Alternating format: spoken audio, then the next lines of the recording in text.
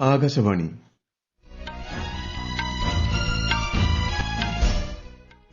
നമസ്കാരം. വാർത്തകൾ വായിക്കുന്നത് നരേന്ദ്രമോഹൻ.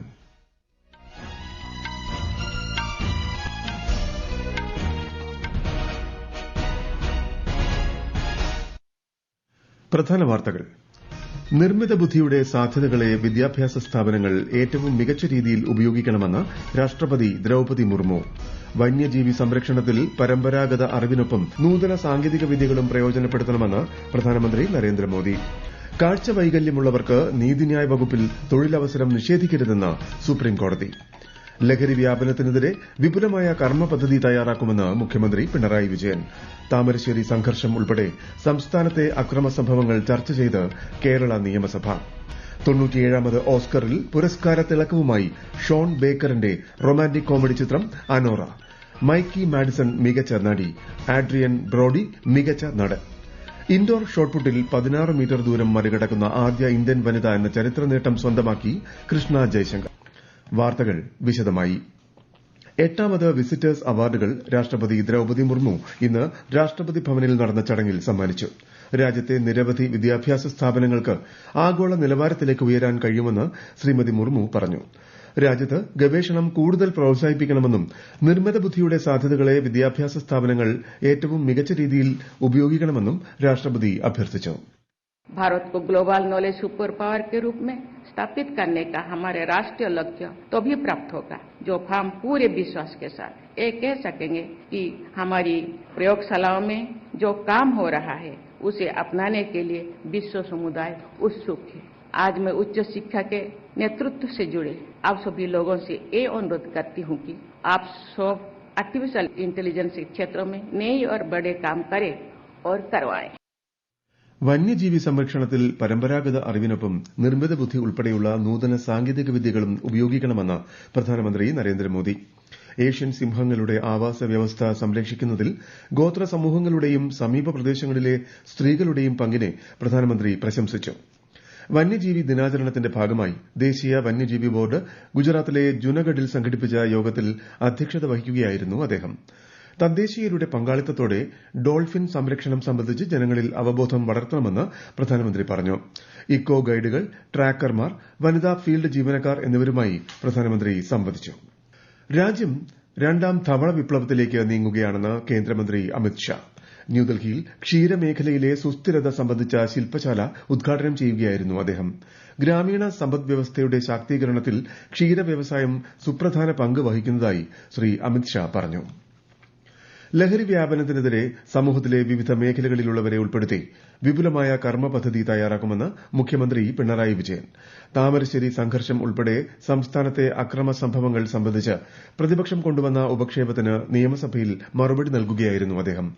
കുട്ടികളിൽ വർദ്ധിച്ചുവരുന്ന അക്രമവാസന അതീവ ഗൌരവത്തോടെ പഠിക്കണമെന്നും വിദ്യാർത്ഥികളിൽ ജനാധിപത്യബോധവും ശാസ്ത്രീയ കാഴ്ചപ്പാടും വേണമെന്നും മുഖ്യമന്ത്രി പറഞ്ഞു.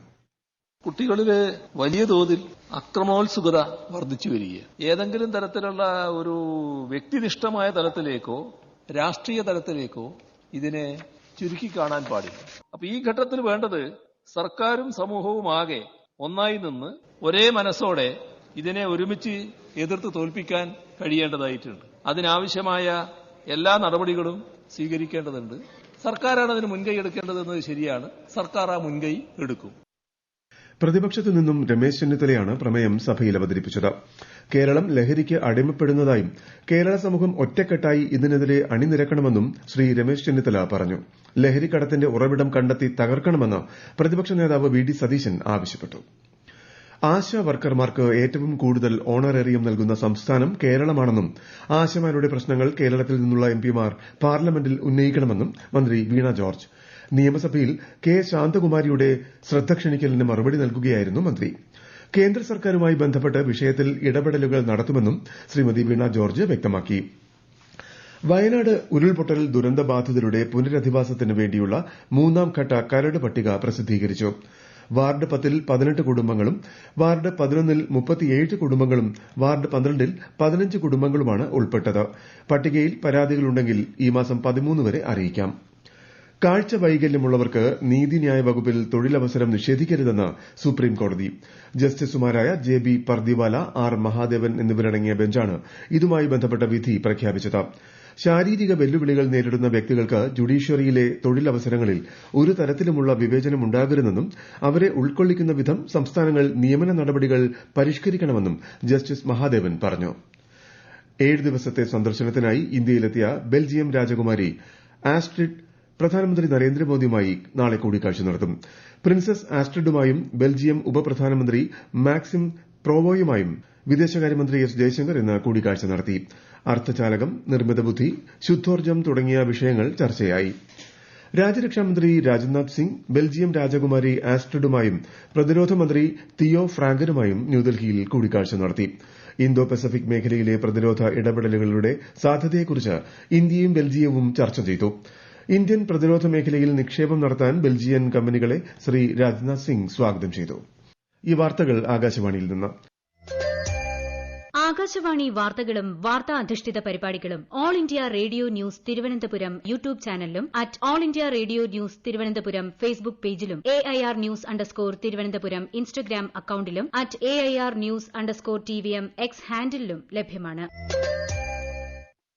സ്ത്രീകൾക്കിടയിലെ സാമ്പത്തിക അവബോധം മുൻവർഷത്തേക്കാൾ 42% വർദ്ധിച്ചതായി നീതി ആയോഗ്. കടം വാങ്ങുന്നവരിൽ നിന്നും ഉൽപാദകരിലേക്ക് ഇന്ത്യയുടെ സാമ്പത്തിക വളർച്ചയിൽ സ്ത്രീകളുടെ പങ്ക് എന്ന റിപ്പോർട്ടിലാണ് ഇക്കാര്യം വ്യക്തമാക്കിയിരിക്കുന്നത്. വനിതാ സംരംഭകരെ ശാക്തീകരിക്കുന്നതിൽ ധനസഹായ ലഭ്യതയ്ക്ക് വലിയ പ്രാധാന്യമാണുള്ളതെന്ന് report പുറത്തിറക്കിക്കൊണ്ട് NITI Aayog CEO BVR Subrahmanyam പറഞ്ഞു. ഇന്ത്യൻ റെയിൽവേ ഫിനാൻസ് കോർപ്പറേഷനും Indian railway catering and tourism കോർപ്പറേഷനും കേന്ദ്ര സർക്കാർ നവരത്ന പദവി നൽകി. 26,000 കോടി രൂപയിലധികം വാർഷിക വിറ്റുവരവുള്ള റെയിൽവേ മന്ത്രാലയത്തിന്റെ ഒരു പൊതുമേഖലാ സംരംഭമാണ് IRFC. നവരത്ന പദവി നേട്ടത്തിൽ റെയിൽവേ മന്ത്രി അശ്വിനി വൈഷ്ണവ് IRCTCയെയും IRFCയെയും അഭിനന്ദിച്ചു. 97ാമത് ഓസ്കറിൽ പുരസ്കാരങ്ങൾ തൂത്തുവാരി ഷോൺ ബേക്കർ സംവിധാനം ചെയ്ത റൊമാന്റിക് കോമഡി ചിത്രം അനോറ. മികച്ച ചിത്രത്തിനും സംവിധാനത്തിനും തിരക്കഥയ്ക്കും ഉൾപ്പെടെ 5 പുരസ്കാരങ്ങളാണ് ചിത്രം സ്വന്തമാക്കിയത്. അനോറയെ അവതരിപ്പിച്ച മൈക്കി മാഡിസണാണ് മികച്ച നടി. ബ്രൂട്ടലിസ്റ്റ് എന്ന ചിത്രത്തിലൂടെ അഡ്രിയൻ ബ്രോഡി മികച്ച നടനായി. എമിലിയ പെരേസിലൂടെ സോയി സൽദാന മികച്ച സഹനടിയായി. എ റിയൽ പെയിൻ എന്ന ചിത്രത്തിലൂടെ കിയരൻ കൾക്കിൻ മികച്ച സഹനടനുള്ള പുരസ്കാരം നേടി. ബ്രസീലിയൻ ചിത്രമായ ഐ ആം സ്റ്റിൽ ഹിയർ ആണ് മികച്ച വിദേശ ഭാഷാ ചിത്രം. അടുത്ത 2 വർഷത്തിനുള്ളിൽ ലോകത്തിലെ 3ാമത്തെ വലിയ സമ്പദ് വ്യവസ്ഥയായി മാറാനുള്ള യാത്രയിലാണ് ഇന്ത്യയെന്ന് രാജ്യരക്ഷാമന്ത്രി രാജ്നാഥ് സിംഗ്. ന്യൂഡൽഹിയിൽ നടന്ന സായുധ സേന പതാക ദിന CSR കോൺക്ലേവിനെ അഭിസംബോധന ചെയ്യുകയായിരുന്നു അദ്ദേഹം. ഇന്ത്യയുടെ സാമ്പത്തിക വികസനത്തിൽ പൊതുമേഖലയ്ക്കും സ്വകാര്യ മേഖലയ്ക്കും ഒരുപോലെ പങ്കുണ്ടെന്ന് ശ്രീ രാജ്നാഥ് സിംഗ് അഭിപ്രായപ്പെട്ടു. वह देश और तेजी से आगे जाता है, अर्थव्यवस्था की उन ऊंचाइयों को हासिल करता है जिसमें कि प्राइवेट सेक्टर अपना मेजर रोल प्ले करते हैं. प्राइवेट सेक्टर का कंट्रीब्यूशन भी तेजी से बढ़ता जा रहा है. उसे देखते हुए इस सच्चाई को नकारा नहीं जा सकता है कि 2027 आते आते भारत दुनिया की टॉप 3 कंट्रीज में आकर खड़ा हो जाएगा. പ്രതിരോധ വ്യവസായ രംഗത്ത് സ്വയം പര്യാപ്തത കൈവരിക്കുന്നതിന് സ്വകാര്യ മേഖലയുടെ പങ്കാളിത്തം അത്യന്താപേക്ഷിതമാണെന്നും രാജ്യരക്ഷാമന്ത്രി വ്യക്തമാക്കി. ലോക ഇൻഡോർ ഷോട്ട്പുട്ടിൽ ഏറ്റവും കൂടുതൽ ദൂരമെറിയുന്ന ആദ്യ ഇന്ത്യൻ വനിത എന്ന ചരിത്ര നേട്ടം സ്വന്തമാക്കി കൃഷ്ണ ജയശങ്കർ. യുഎസിൽ നടന്ന Mountain West indoor track and field ചാമ്പ്യൻഷിപ്പിൽ 16.03 മീറ്റർ ദൂരമെറിഞ്ഞ കൃഷ്ണയ്ക്ക് വെങ്കല മെഡൽ ലഭിച്ചു. പൂർണ്ണ റാവു റാണയുടെ 2023 15.54 മീറ്റർ എന്ന റെക്കോർഡാണ് 22കാരിയായ കൃഷ്ണ ജയശങ്കർ തകർത്തത്. ICC ചാമ്പ്യൻസ് ട്രോഫി ക്രിക്കറ്റ് സെമിഫൈനലിൽ ഇന്ത്യ നാളെ ഓസ്ട്രേലിയയെ നേരിടും. ദുബായ് ഇന്റർനാഷണൽ ക്രിക്കറ്റ് സ്റ്റേഡിയത്തിൽ ഇന്ത്യൻ സമയം ഉച്ചയ്ക്ക് 2:30 മത്സരം.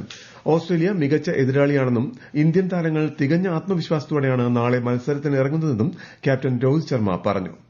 പ്രധാന വാർത്തകൾ വീണ്ടും.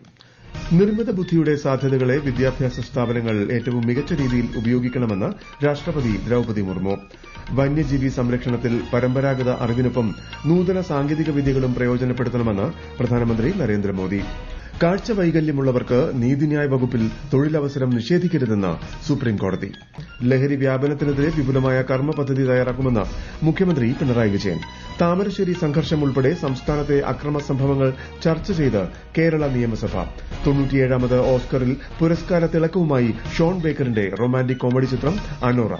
മൈക്കി മാഡിസൺ മികച്ച നടി, ആഡ്രിയൻ ബ്രോഡി മികച്ച നടൻ. ഇൻഡോർ ഷോട്ട്പുട്ടിൽ 16 മീറ്റർ ദൂരം മറികടക്കുന്ന ആദ്യ ഇന്ത്യൻ വനിത എന്ന ചരിത്ര നേട്ടം സ്വന്തമാക്കി കൃഷ്ണ ജയശങ്കർ. വാർത്തകൾ കഴിഞ്ഞു. അടുത്ത വാർത്താ പ്രക്ഷേപണം രാത്രി 8:35.